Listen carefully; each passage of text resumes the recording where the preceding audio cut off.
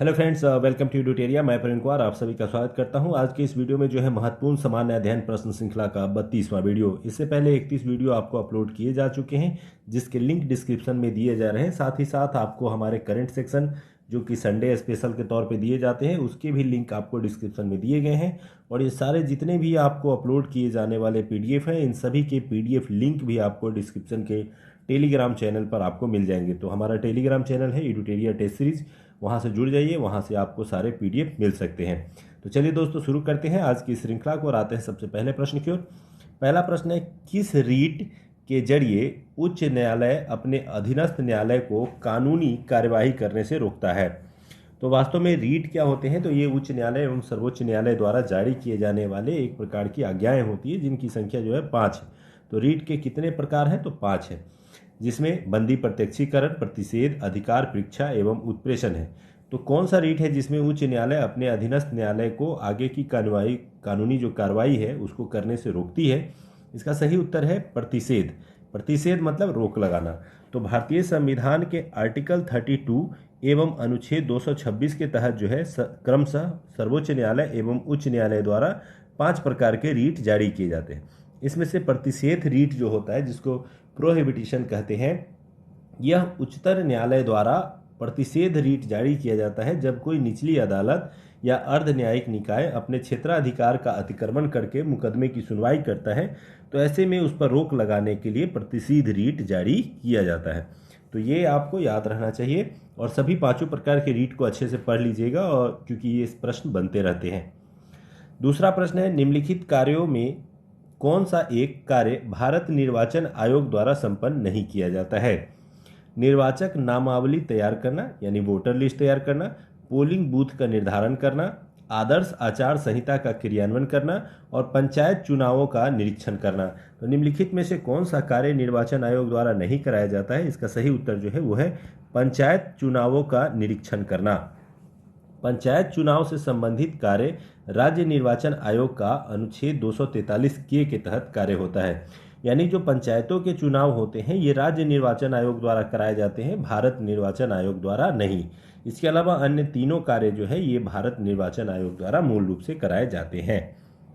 तीसरा प्रश्न है, ग्राम पंचायत की बैठक में कोरम यानी जिसे गणपूर्ति कहते हैं हेतु कम से कम कितने सदस्यों की उपस्थिति अनिवार्य होती है? तो यानी ग्राम पंचायत में कोरम कितने सदस्यों से पूरा होता है? कुल सदस्यों के 10% से, कुल सदस्यों के 50% से, कुल सदस्यों के 20% से, कुल सदस्यों के 15% से। तो वास्तव में ये जो गणपूर्ति होती है ये होती है कुल सदस्यों के 50% से। वास्तव में अगर भारतीय संविधान में देखें तो लोकसभा, विधानसभा, राज्यसभा आदि में 1/10 जो होता है वो गणपूर्ति होता है, यानी 10% होता है। लेकिन जब ग्राम सभा की बात की जाती है और ग्राम पंचायत की बात की जाती है तो उसकी जो सभा की कोरम होती है वो 1/2 यानी 50% सभा की उपस्थिति अनिवार्य की गई है। तो ये बिहार पंचायती राज अधिनियम 2006 के अनुसार है। चौथा प्रश्न है, निम्नलिखित शब्दों पर विचार कीजिए और उन्हें क्रमबद्ध यानी क्रम से सजाइए। पहला ऑप्शन है विधि, दूसरा विधेयक, तीसरा प्रस्ताव और चौथा है अधिनियम। यानी यह जब हम संसद में किसी विधेयक को पेश किया जाता है तो उसको कैसे क्रम से हम लोग सजा सकते हैं। आइए इसका सही उत्तर देखते हैं। सबसे पहले जो पेश किया जाता है उसे हम लोग प्रस्ताव कहते हैं। प्रस्ताव जब पेश होता है तो वह बन जाता है विधेयक। उसको एक्सेप्ट कर लेने के बाद वो क्या हो जाता है? विधेयक। फिर उसको लागू किया जाता है और वो बन जाता है अधिनियम, और इसी अधिनियम के तहत बन जाता है एक कानून यानी विधि। तो यानी सबसे पहले प्रस्ताव लाया जाता है, फिर वो विधेयक बनता है और फिर उसके बाद जो है अधिनियम, और फाइनली जो है वो बनता है विधि। पांचवा प्रश्न है, कानूनी विषयों पर राज्य सरकार को कौन परामर्श देता है? कानूनी विषयों पर राज्य सरकार को परामर्श देने के लिए किसकी नियुक्ति की जाती है?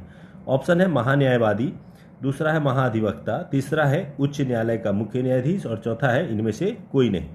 तो इसका जो सही उत्तर है वो है महाअधिवक्ता। वास्तव में भारतीय संविधान के अंतर्गत केंद्र सरकार को सलाह देने के लिए महान्यायवादी, जबकि राज्य सरकार को सलाह देने के लिए महाधिवक्ता की नियुक्ति की जाती है।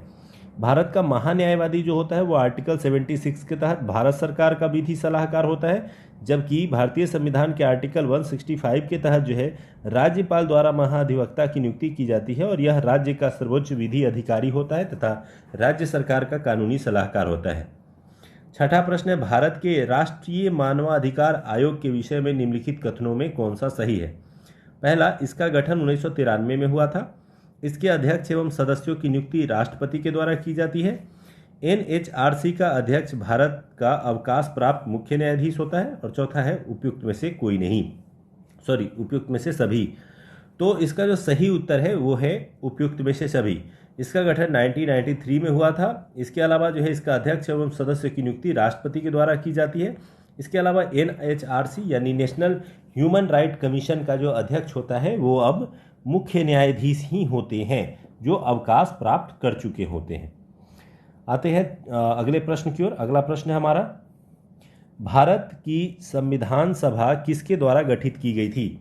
ऑप्शन है कैबिनेट मिशन योजना के तहत, क्रिप्स प्रस्ताव के तहत, माउंटबेटन योजना के तहत और साइमन आयोग के कहने पे। तो वास्तव में जो संविधान सभा भारत में गठित की गई थी ये गठित की गई थी कैबिनेट मिशन योजना के अंतर्गत। भारत का संविधान सभा कैबिनेट मिशन योजना के द्वारा गठित की गई। संविधान सभा का प्रथम बैठक 9 दिसंबर 1946 को हुआ था और 1946 में ही भारत में कौन आया था? Cabinet mission. कैबिनेट मिशन ने ही भारत में एक प्रस्ताव रखा कि भारतीयों को संविधान बनाने के लिए एक संविधान सभा का गठन करना चाहिए और इसी के तहत जो है 9 दिसंबर 1946 से संविधान सभा कार्य करना शुरू हुआ था। आठवां प्रश्न है, समाजवादी अर्थव्यवस्था का जनक किसे माना जाता है? महात्मा गांधी को, कार्ल मार्क्स को, एडम स्मिथ को, उपयुक्त में से कोई नहीं। तो समाजवादी अर्थव्यवस्था यानी सामाजिक व्यवस्था पर आधारित अर्थव्यवस्था से संबंधित है। इसका जो सिद्धांत दिया था वो कार्ल मार्क्स ने दिया था। वास्तव में एडम स्मिथ को जो है वो अर्थशास्त्र का जनक माना जाता है, लेकिन समाजवादी अर्थव्यवस्था का जनक जो है वो कार्ल मार्क्स को माना जाता है। तो ये दोनों ही प्रश्न आपको अलग अलग रूप में पूछे जाते हैं। 9वां प्रश्न है, निम्नलिखित को सही रूप में मिलान कीजिए। एक तरफ राष्ट्रीय उद्यान के नाम दिए गए हैं और दूसरे तरफ उनसे संबंधित राज्य के नाम दिए गए हैं, जैसे गुरु घासीदास, मुरलेन उद्यान, वाल्मीकि उद्यान और नोकरेक उद्यान। ऑप्शन में इधर है मिजोरम, बिहार, मेघालय एवं छत्तीसगढ़। तो सही मिलान अगर करेंगे तो इजीली मिला सकते हैं कि गुरु घासीदास जो है वो संबंधित है छत्तीसगढ़ से, मुरलेन जो है ये मिजोरम से संबंधित है और वाल्मीकि नगर बिहार के पश्चिमी चंपारण में है तथा नोकरेक उद्यान जो है यह मेघालय राज्य से संबंधित है। तो इस प्रकार से ये जो है विभिन्न राष्ट्रीय उद्यान एवं स्थानों का सही सुमेलन है। 10वां प्रश्न है, भारत की किस नदी को अपने प्रदूषण प्रवृत्तियों के कारण जैविक मरुस्थल की संज्ञा दी जाती है? जैविक मरुस्थल से तात्पर्य है कि वह जलीय क्षेत्र जिसमें जीवों को जीवित रहने की दशा नहीं होती है। तो यह मुख्य रूप से औद्योगिक क्षेत्र से गुजरने वाला गलियारा से है, यानी जो जमशेदपुर से होकर के गुजरती हैं और इसके कारण जो है इसमें फैक्ट्रियों से मिलने वाले कचरे के कारण जो है ये जहरीला हो जाता है और इसे जैविक मरुस्थल कहा जाता है। ऑप्शन है हुगली, यमुना, दामोदर, उपयुक्त में से कोई नहीं। इसका जो सही उत्तर है वो है दामोदर नदी। दामोदर नदी को जैविक मरुस्थल के रूप में जाना जाता है। यह बाद में जाकर के हुगली नदी की सहायक नदी बन जाती है और ये देख सकते हैं ये झारखंड राज्य से बहते हुए बंगाल में चली जाती है। 11वां प्रश्न है, भारत का विरासत पशु किसे कहा जाता है? चीता को, बाघ को, हाथी को, डॉल्फिन को। तो भारत का विरासत पशु आपको पता है बहुत ही बड़े साइज का है ये और इसको कहते हैं हम लोग हाथी। तो नेशनल हेरिटेज एनिमल जो है वो इंडियन एलिफेंट को माना जाता है। भारत का राष्ट्रीय पशु जो है वो बाघ है, जबकि विरासत पशु हाथी है और जलीय पशु जो है, जलीय जीव जो है वो डॉल्फिन को माना जाता है। 12वां प्रश्न है, किस मिट्टी का निर्माण बेसाल्ट के लावा के चट्टानों के अपक्षय एवं अपरदन से होता है? तो वह कौन सा मिट्टी है जो बेसाल्ट लावा चट्टानों के टूटने से बना है?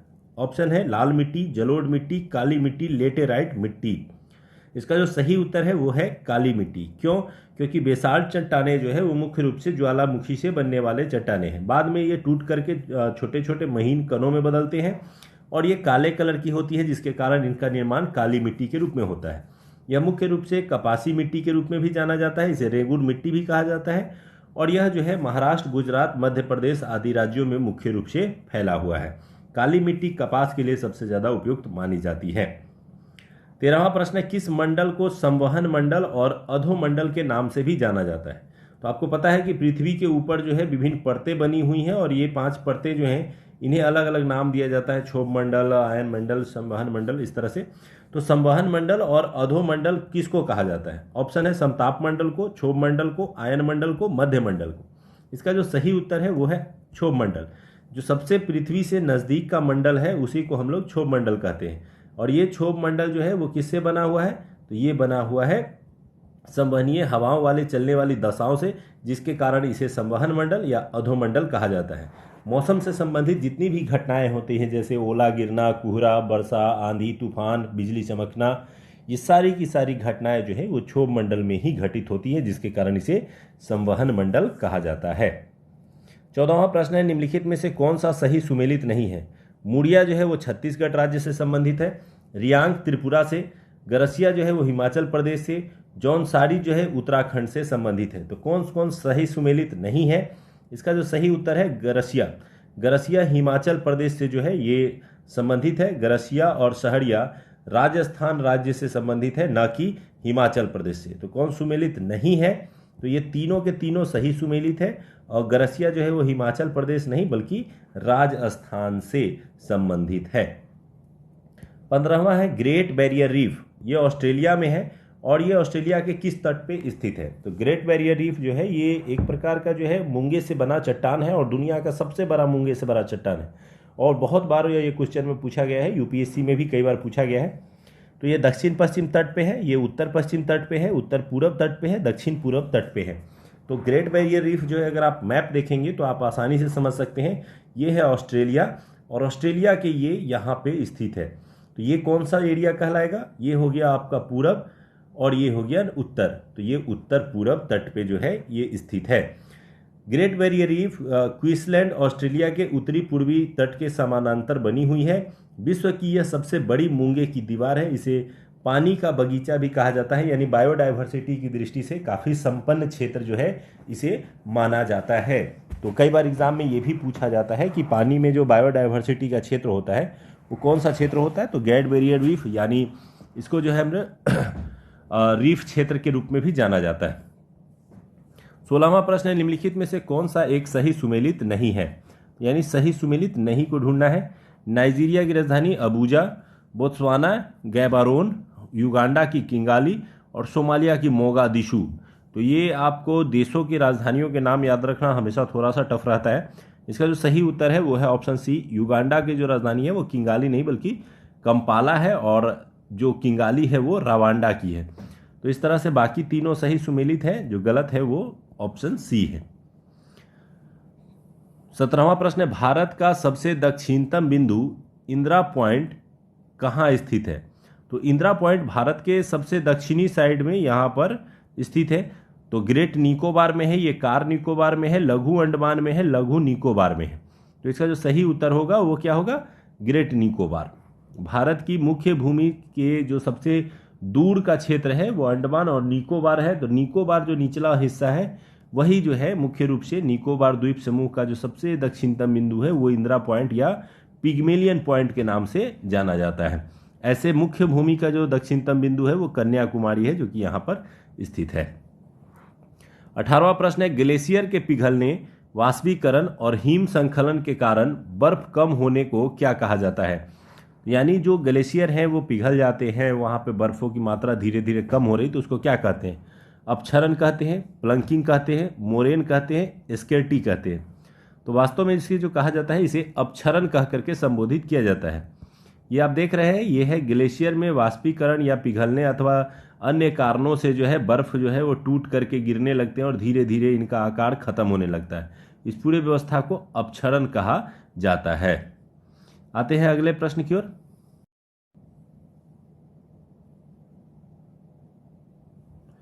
19वां प्रश्न है, निम्नलिखित में से न्यूनतम जनसंख्या घनत्व किस राज्य का है? ऑप्शन है अरुणाचल प्रदेश, मिजोरम, सिक्किम, मणिपुर। तो न्यूनतम जनसंख्या घनत्व वाला जो राज्य है वो है अरुणाचल प्रदेश। अरुणाचल प्रदेश का जनसंख्या घनत्व मात्र 17 है, जो कि 2011 की जनगणना के अनुसार है। 2001 में अगर बात करें तो ये मात्र 13 थी। तो अरुणाचल प्रदेश जो है वो जनसंख्या घनत्व की दृष्टि से बहुत कम है, जनसंख्या घनत्व कैसे निकालते हैं, तो कुल एरिया जो होता है, ये जो पूरा एरिया देख रहे हैं आप, क्षेत्रफल, उसमें वहाँ की कुल जनसंख्या से भाग देते हैं और इस प्रकार से वहाँ का जनसंख्या घनत्व पता चल जाता है। यानी क्षेत्रफल में जनसंख्या से भाग देने से जनसंख्या घनत्व हम लोग निकाल लेते हैं। आते हैं 20वां प्रश्न, कठोपनिषद का संबंध किस वेद से है। तो कठोपनिषद काफी ज्यादा फेमस उपनिषद में से एक है। ये ऋग्वेद से संबंधित है, सामवेद से संबंधित है, यजुर्वेद से संबंधित है, अथर्ववेद से संबंधित है। कठोपनिषद का संबंध जो है वो यजुर्वेद से है। कठोपनिषद एवं बृहदारण्य जो है इसका संबंध जो है, ईशोपनिषद का संबंध जो है वो यजुर्वेद से माना जाता है। 21वां प्रश्न है, मॉन्टेग्यू घोषणा को किस भारतीय ने सूर्यविहीन उषा काल कह करके संबोधित किया था। तो सूर्यविहीन उषा काल कहा था, ऑप्शन है बाल गंगाधर तिलक ने, महात्मा गांधी ने, लाला लाजपत राय ने, बरिंद्र कुमार घोष ने।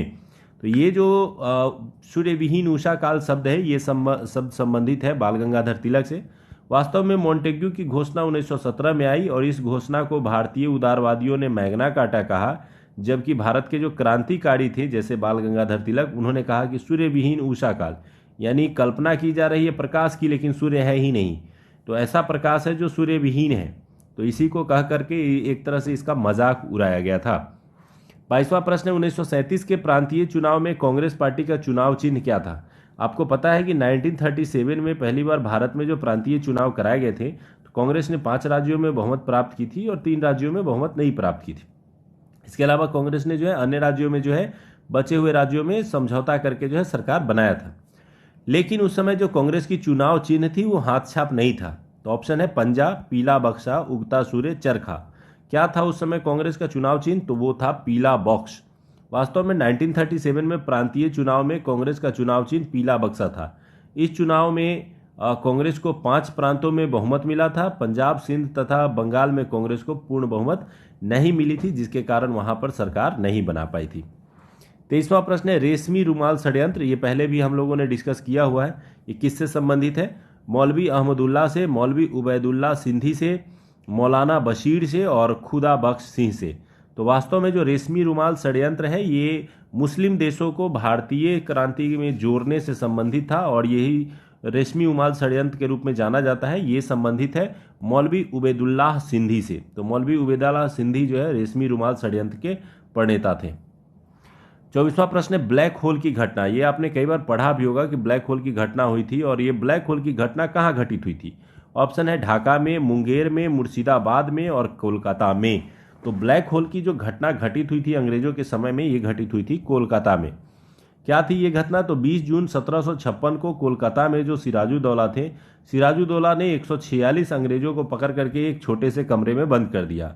कल सुबह जब ये कमरा खोला गया तो मात्र इसमें से 23 व्यक्ति जीवित बचे और 123 व्यक्तियों की मृत्यु हो गई। इसी घटना को पूरी तरह से जो है फैलाया गया और इसे ब्लैक होल घटना के रूप में जाना जाता है।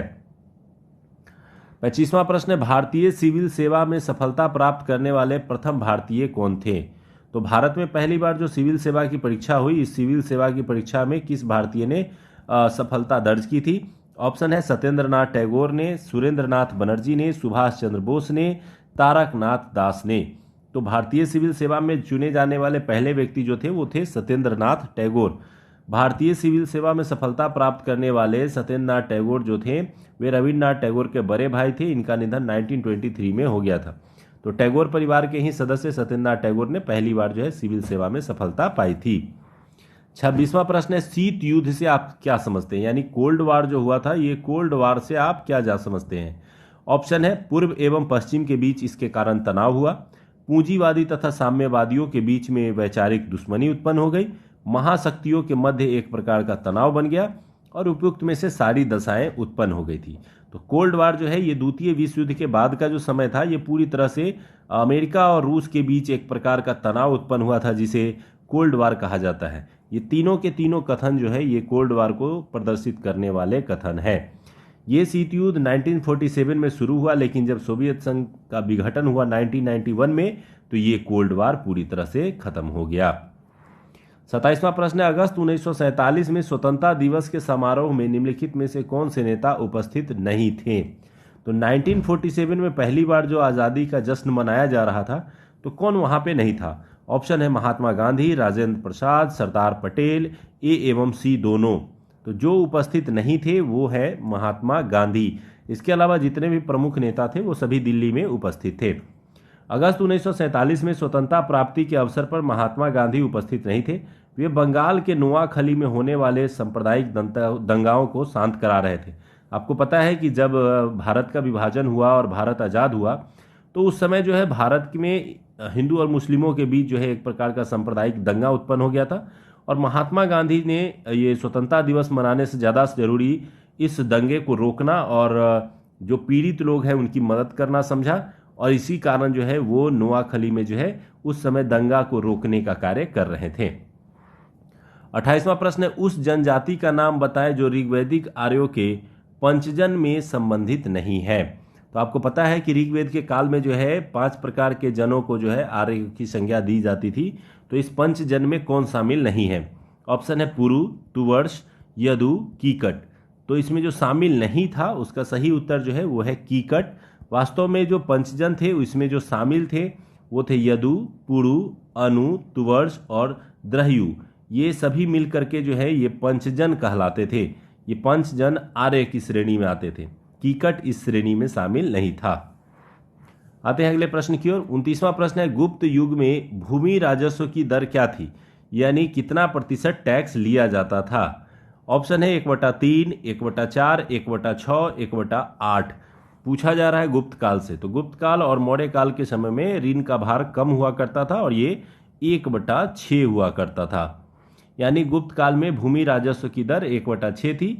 गुप्त वंश के स्थापक जो थे वो श्रीगुप्त थे, लेकिन इस वंश का सबसे प्रतापी राजा चंद्रगुप्त द्वितीय को माना जाता है। 30वां प्रश्न है, स्थिर ताप पर किसी गैस का आयतन कम करने पर उसके दाब पर क्या प्रभाव पड़ेगा? तो स्थिर टेम्परेचर पर यदि किसी भी गैस का आयतन हम कम करेंगे तो उसका दाब क्या हो जाएगा? ऑप्शन है बढ़ जाएगा। पहले बढ़ेगा, फिर गिरेगा, फिर पहले घटेगा और कोई परिवर्तन नहीं होगा। तो वास्तव में इसका सही उत्तर जो है वो बढ़ेगा। जैसे ही गैस का आयतन हम कम करते हैं तो ये क्या हो जाता है, ये दाब जो है प्रेशर जो है ये बढ़ने लगता है।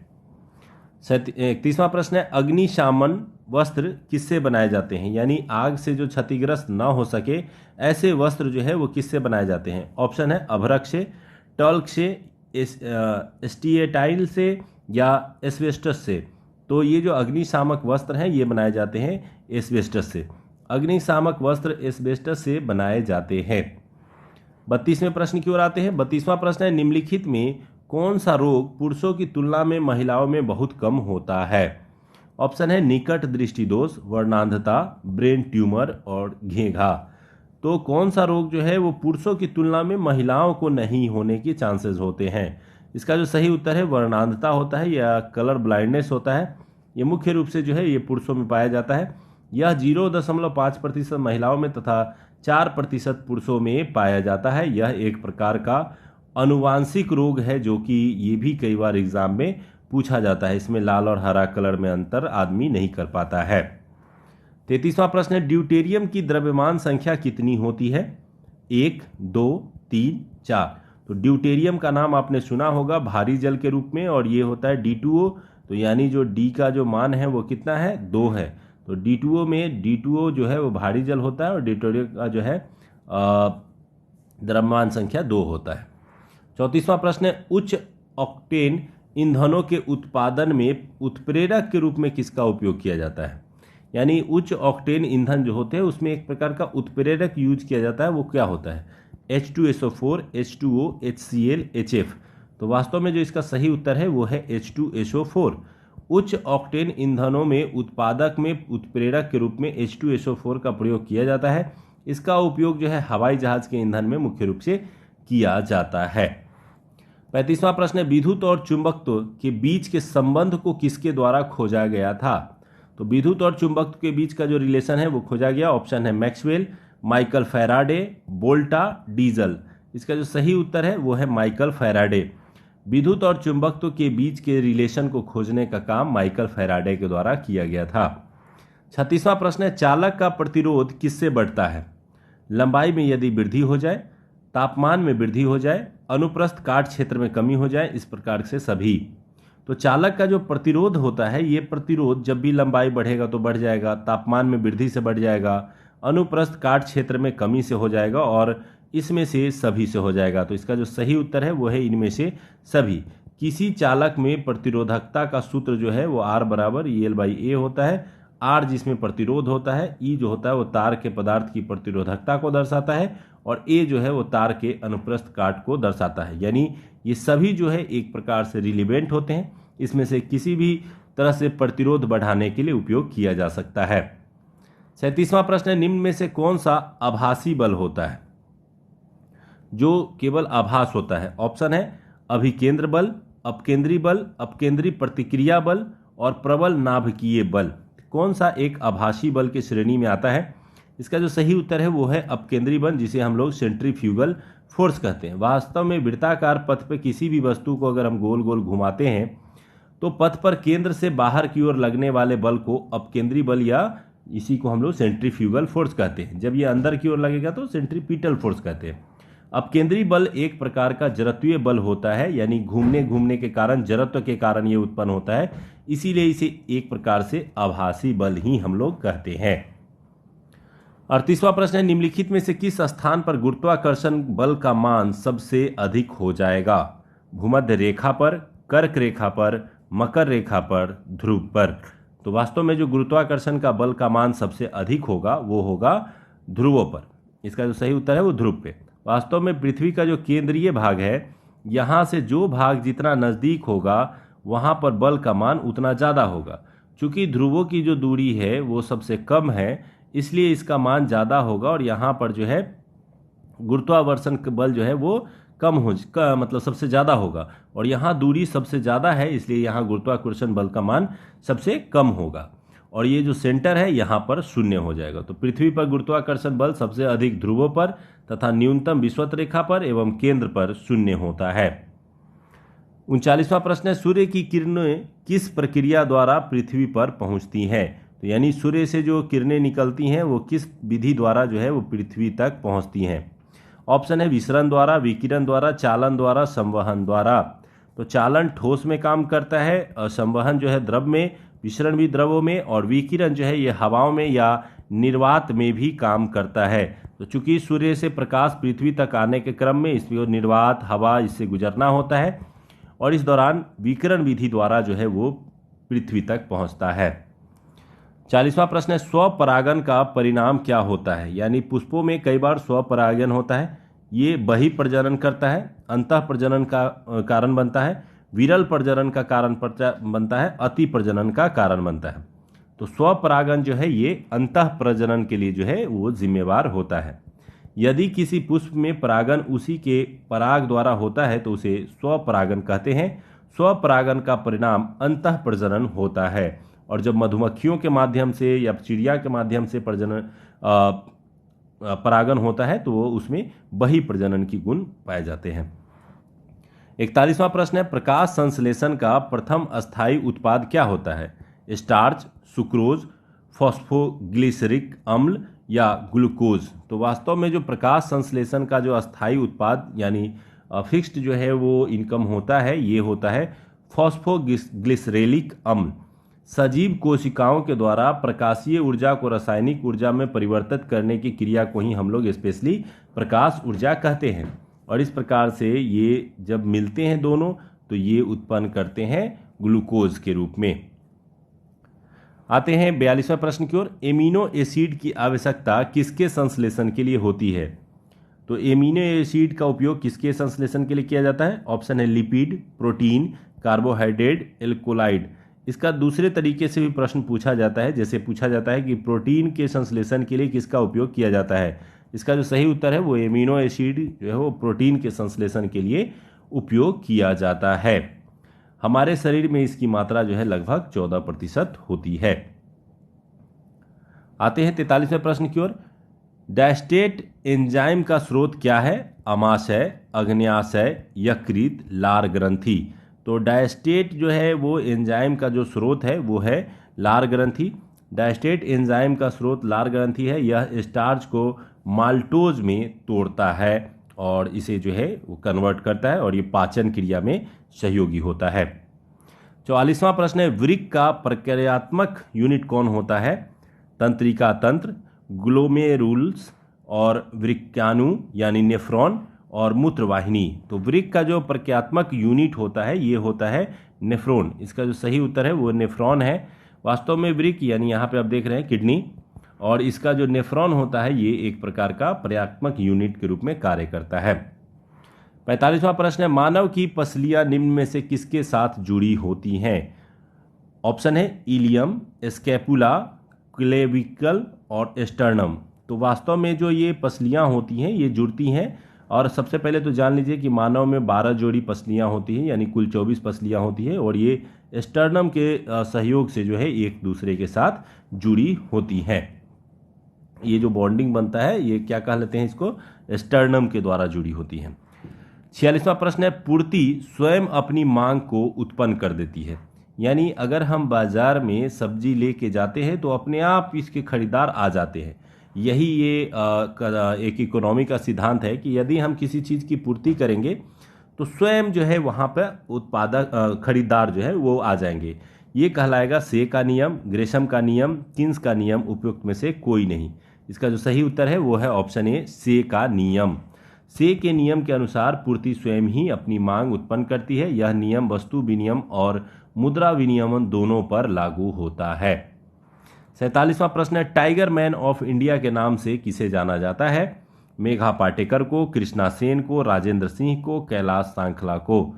तो टाइगर मैन ऑफ इंडिया के नाम से जाना जाता है कैलाश सांखला को, जिन्होंने 1973 में भारत में टाइगर प्रोजेक्ट को शुरू करवाया था। तो जिनके प्रयासों से ये टाइगर प्रोजेक्ट शुरू हुआ, बाघों के संरक्षण का काम शुरू हुआ, उन्हें ही टाइगर मैन ऑफ इंडिया के नाम से जाना जाता है। 48वां प्रश्न है, हिडकल परियोजना किस नदी पर स्थित है? तो अलग अलग परियोजनाएं अलग अलग नदियों से संबंधित है। हिडकल परियोजना का संबंध है, ऑप्शन है रावी, पेरियार, घाट प्रभा, बेतवा। तो इसका जो सही उत्तर है वो है घाट प्रभा नदी। तो हिडकल परियोजना जो है वो घाट प्रभा नदी कर्नाटक में स्थित है। नेक्स्ट क्वेश्चन आते हैं 49वां प्रश्न, विश्व पर्यावरण दिवस कब मनाया जाता है? ऑप्शन है 22 मार्च, 22 अप्रैल, 8 मई और 5 जून। तो हाल ही में विश्व पर्यावरण दिवस जो है वो मनाया गया, किस दिन? 5 जून को। और इस दिन विशेष रूप से एक लक्ष्य रखा गया था, एडुटेरिया के द्वारा लगभग 50,000 पौधे लगाने का लक्ष्य रखा गया था। और ये एक गर्व की बात है कि पूरे एडुटेरिया परिवार के बहुत सारे दोस्तों ने मिलकर के इस लक्ष्य को पूरा भी किया। इस बार 5 जून को जो मनाया गया ये दिवस था 2021 में, इस बार इसका थीम इकोसिस्टम रीस्टोरेशन जो है रखा गया था, और 1973 से इसे मनाया जा रहा है। आते हैं अंतिम प्रश्न की ओर। 50वां प्रश्न है, प्रोजेक्ट एलिफेंट की शुरुआत किस वर्ष की गई थी? ऑप्शन है 1973 में, 1991 में, 1992 में और 1974 में। तो प्रोजेक्ट एलिफेंट यानी हाथियों को बचाने के लिए शुरू किया गया था ये अभियान, और ये शुरू किया गया था 1992 1992 में। प्रोजेक्ट एलिफेंट की शुरुआत 1992 में की गई और प्रोजेक्ट टाइगर की शुरुआत 1973 में की गई थी। तो कैसा लगा ये सीरीज? और इसके अलावा एक जरूरी सूचना कि अर्धवार्षिकी 2021 एडुटेरिया करेंट अफेयर्स बाजार में उपलब्ध करा दी गई हैं, साथ ही साथ ये फ्लिपकार्ट पे भी उपलब्ध होंगी। इस बार इसमें विशेष रूप से कोविड-19 के जो सेकेंड जो वेव आया था उससे रिगार्डिंग इन्वायरमेंट सेक्शन, 8,800 वस्तुनिष्ठ प्रश्न एवं बहुत सारे उपयोगी ऑब्जेक्टिव्स और करंट न्यूज़ के साथ ये आप लोगों के लिए उपलब्ध है। इसके अलावा एक पौधा एडुटेरिया के नाम जरूर लगाएं, अपने आसपास हरियाली बनाए रखें, जीवन में खुशहाली लाएं। धन्यवाद।